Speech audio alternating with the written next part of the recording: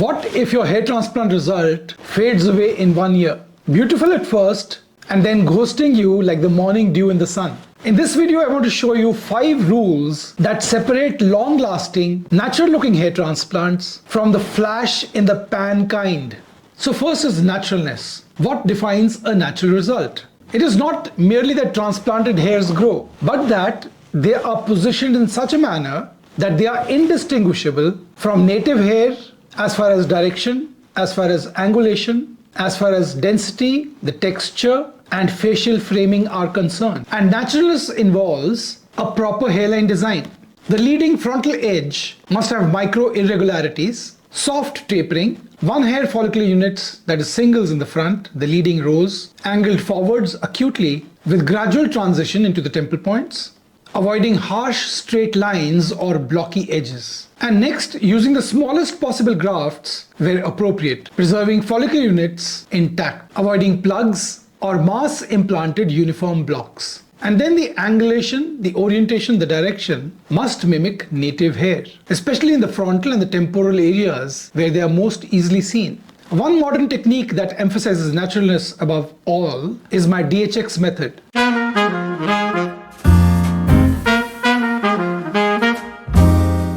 And this method places importance on anagen-only extraction, that is extracting grafts in the prime of their growth phase, and this improves survival. And then microscopic and at times stereomicroscopic magnification to preserve follicular units, minimize transaction rates, and reduce the damage due to shock loss in surrounding hair. Soft hairline design and careful angulation, especially in Caucasian patients where the contrast between hair and the scalp skin is high, which makes errors in angulation or density much more visible than in other races. Having the right density is like using enough paint to cover a canvas. If it is too thin, the canvas will show. But if it is too thick, the canvas will look gunky or unnatural. Density, after all, is how much coverage, that is how many hair per square unit, is placed in key zones, that's the frontal area, the mid-scalp, the crown. But this density must be balanced with donor availability, how much the donor area will allow you in one session, and also the realistic expectations of the patient. And this requires a detailed discussion. The grafts are put strategically, singles up front, doubles and triples behind, distributing density at zones that show first, that is the hairline and the temple points. They have to be more densely and more naturally covered, while accepting less density in less visible areas. Number 2, interlocking incisions, making the best use of available grafts by interlocking the slits. And this way DHX allows better illusion through minimal number of grafts that we use.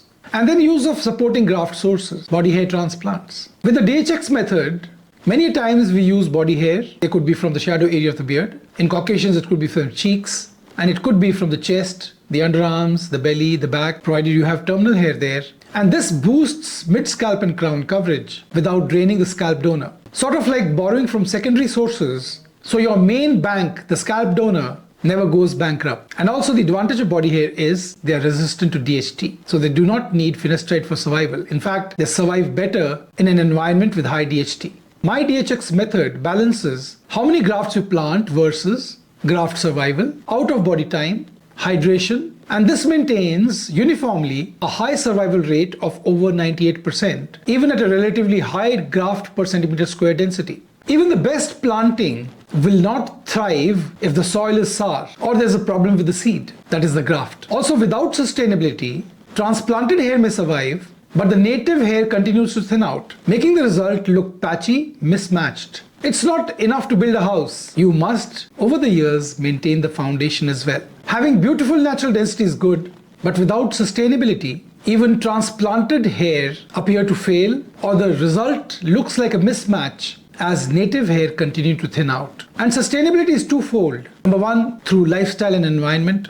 Even the prettiest garden will wither if the soil is poor. Your scalp and your lifestyle is this soil.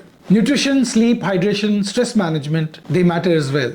Smoking, bad diet, harsh chemicals are like acid rain on your garden. And medical therapy like finasteride, like minoxidil, biotin, these are the fertilizers and the water that help the transplanted as well as the native thinning hair to survive and stay strong. If the patient only gets a surgery done but does not commit to what comes after, the result will be like building a castle, a beautiful castle on sand. Minoxidil, as we all know, prolongs the growth phase of the hair cycle. It helps with density in both transplanted and native hairs. Finasteride, a DHT blocker, prevents or slows down miniaturization of native thinning hair. Because without native hair preservation, the transplanted result becomes less integrated, becomes less harmonious as time goes by. And then there are various adjunctive treatments which come and go. Things like PRP, microneedling, low-level laser therapy, exosomes, nutritional supplementation. But these are not so important as a triad of a DHT blocker, minoxidil and biotin. So unless the patient commits to both surgical excellence and long-term medical and lifestyle changes, the result is unlikely to sustain, especially if the patient is young. And ethically for doctors, it is wrong to offer surgery without discussing this properly. My method, the DHX method, harps on donor preservation. Your donor is like a treasure chest. It's finite, and once emptied improperly, it's hard to refill. Hard to refill in times of inflation. To ensure donor-sparing harvesting, only anagen follicles are used with the help of high magnification, small punches, gentle handling, minimal out-of-body time through in vivo preservation of grafts. That is an inalienable part of the DHX method. Every little bit of trauma avoided is a huge win. To plan for what's ahead, hair loss does not stop. Leave enough for crown or zones that might get bald in future. Don't spend it all now and run out of grafts when you need it later. A surgeon who ignores donor preservation over short-term gain is building a house of cards. It looks good now, but sooner or later is going to topple. You want your hair transplant to turn back the clock, not freeze time in an unnatural pose. You want to look younger, not like you glued on a teenager's hairline at 60. There is wisdom, after all, in restraint, because hair transplants cannot be undone. Conservative hairline design in younger patients often pays off in the long run because maturation matters, texture, thickness, color, all must blend over time. Transplanted hair should not stand out later. So balance the transplanted hair with facial aging. As cheeks sag, skin loosens. Your hair transplant, the hairline that you got, should continue to weave the magic that it once did. You should grow into your hairline, not grow out of it. So these 5 rules are not standalone checkboxes. They are threads weaving together a tapestry. Naturalness, density, sustainability, donor preservation, and youth-appropriate design. They must align if you want a result that lasts. And I have the largest series of cases with long-term results that have lasted over 10 to 15 years. You can click on the link above. And my DHX method embraces many of these threads that I've talked about. It emphasizes careful donor preservation, microscopic precision, thoughtful hairline and angulation, plus the medical and the lifestyle part. DHX avoids the flash in the pan result, beauty that fades once the glamour lights dim. A hair transplant that looks amazing, and there are many such examples on the internet, but no follow-up after 5 years or 6 years because they wane, they fade off, or they become discordant as age catches on. Beautiful at first, but at the first hint of sunshine, they're like the morning dew that evaporates. So to build something that is lasting, success must be judged not by short-term applause, but by naturalness, density, sustainability, donor preservation, and youthful yet realistic aesthetics. If you build carefully, invest wisely, and tend to what you plant, the harvest will be bountiful for years, not just for one season. So have a nice day. If you have any questions, do let me know. Leave a comment in the comment section below and I'll be happy to respond back. If you want a free consultation, please contact us on the numbers above and my staff will get back to you shortly. Have a nice day and God bless you.